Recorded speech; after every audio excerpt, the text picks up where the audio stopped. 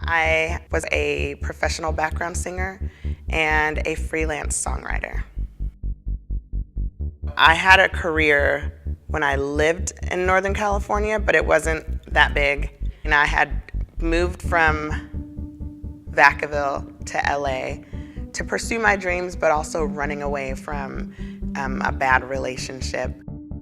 And I didn't want anyone's help, didn't want my parents' help, didn't want, anyone's help. I just felt like I have to go.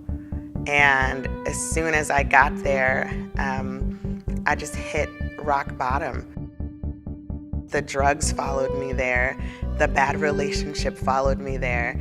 And so it was like a tornado. And so I was numbing the hurt and the pain, and instead of talking to God about it.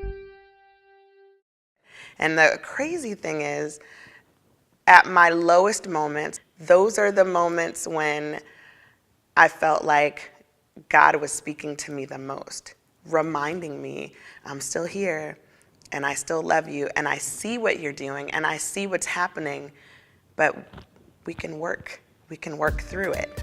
But you have to stop, and you have to come to me. And I think that reminded me, though, he doesn't say, go take a shower first, go get all the dirt off first, and then come to me. And I was like, oh, you're right. You're absolutely right. Like, that's who you are. And if I trust that you are God and that you can fix it, I have to give it to you.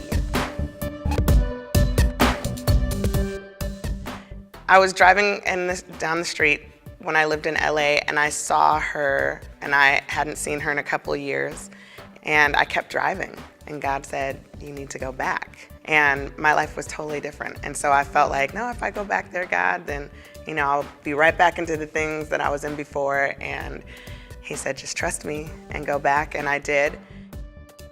And I didn't know she was pregnant. She was tiny. But she was like 8 months. She just wasn't sure what she was gonna do. And immediately God said, you are supposed to take care of this child. This is your child. And at the time, I was well into my career, so I was not planning on slowing down. I was not planning on, not touring. And God said, this is what you're supposed to do. You are no longer just Miss Queen Larae, the singer. You are Larae Gainey, the mom. And so I was there when she was born, and by the time she turned 1.5, she was with me full time. But she's never known me as anything else except for mommy. I feel like that's how God works, though.